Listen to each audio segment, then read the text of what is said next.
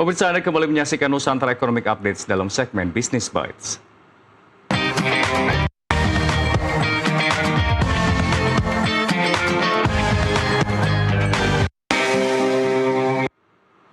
Pemirsa, pemerintah menargetkan skema tarif cukai rokok baru berlaku paling lambat Mei 2026.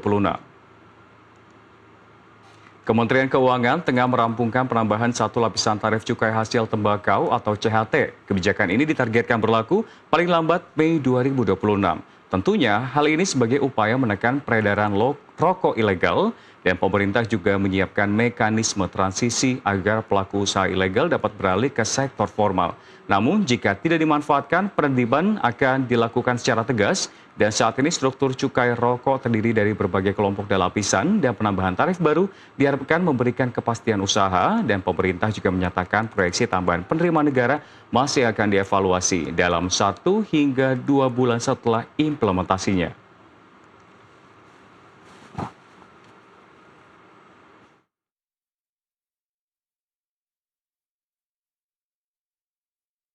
Dalam upaya menekan rokok ilegal, pemerintah berencana menambah lapisan tarif cukai hasil tembakau yang akan berlaku paling lambat Mei 2026.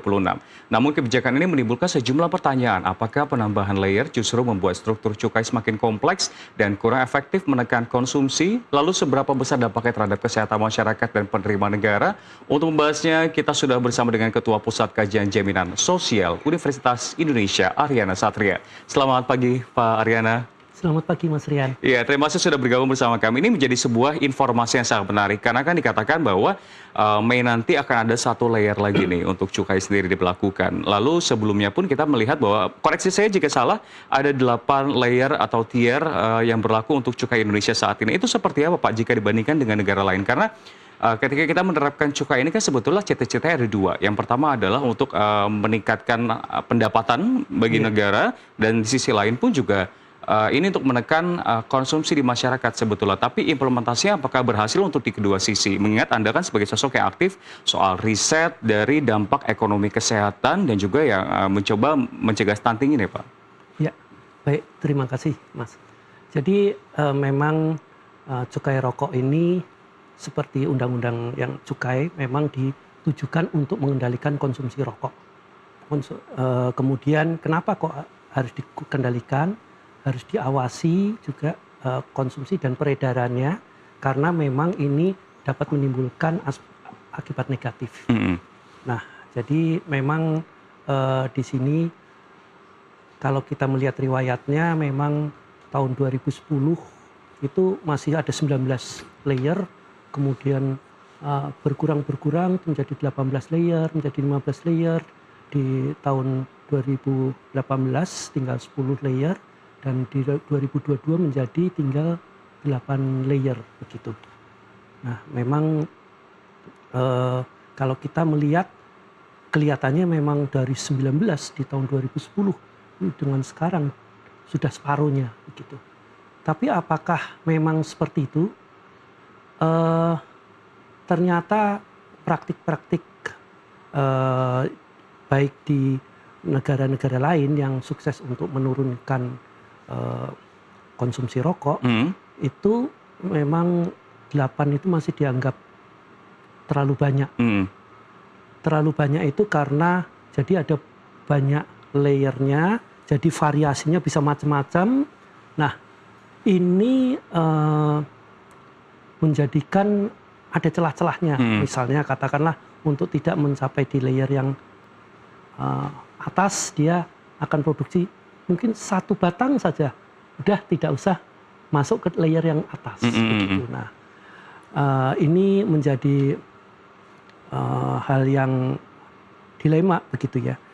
Penelitian kami terakhir tahun 2025 kemarin menunjukkan adanya banyak layer ini.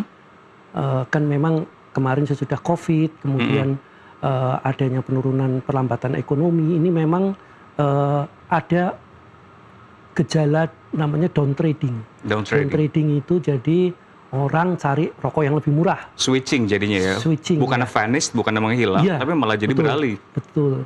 Nah, tentu saja beralih ke yang lebih murah. Atau mungkin ya, mungkin jadi kalau kita ada layernya yang tadinya sigaret mesin ada 2 layer, dia tadi yang layer yang pertama terus jadi yang kedua, atau bahkan dari SKM jadi SPM, atau bahkan jadi sigaret kretek tangan. Nah, WHO menyarankan agar sesedikit mungkin layernya menjadi misalnya hanya paling bagusnya adalah 1 layer begitu ya, karena ya sudah hanya ada 1 tempat itu. Tapi memang pemerintah biasanya untuk soal konsumsi rokok ini menekankan katanya harus ada memperhatikan beberapa hal selain kesehatan, juga soal ekonomi, soal ketiga soal penindakan rokok ilegal, dan soal ketenaga kerjaan. Nah, katanya harus dilihat begitu. Padahal sebenarnya cukai ini yang dikaitkan dengan layer-layer ini sebetulnya orang mengatakan menyebut juga sebagai sin tax ya, pajak dosa, karena orang melakukan perilaku tertentu begitu yang dapat menimbulkan dampak negatif. Nah, jadi sebenarnya memang harusnya sin tax itu bukan dianggap sebagai sesuatu yang ya pokoknya asal udah bayar ya sudah gitu. Tapi memang harusnya semakin lama semakin menurun begitu. Tapi Pak Ariana, Anda setuju tidak Pak? Kalau memang ternyata kita memperketat lagi layer kita, sehingga konsumsi memang benar-benar akhirnya tergerus, dan ketika pemasukan negara atau ekonomi ini menjadi terbatas dari satu sumber ini, akan ada efek domino yang panjang Pak? Ya. Tenaga kerjaan misalkan. Itu tadi kan katanya memang harus ada, katanya harus ada keseimbangan. Nah, ini memang sebetulnya kan industri rokok ini adalah industri yang sunset seharusnya ya. Jadi harusnya ya tambah lama tambah berkurang begitu. Bukan karena apa-apa ya, memang karena itu merugikan gitu. Nah, ada dampak-dampaknya. Nah, ini tapi ternyata apa namanya? Hal ini tadi aspek ekonominya masih ditekankan. Sebetulnya kalau kita melihat memang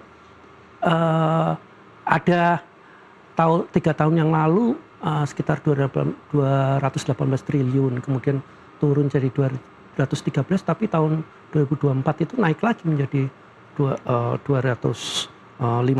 atau 216 triliun. Jadi sebenarnya kalau dari hitung-hitungan, apabila harga rokok naik, walaupun konsumsinya menurun, tetapi pendapatan ekonomi dari negara adalah bisa dijaga gitu.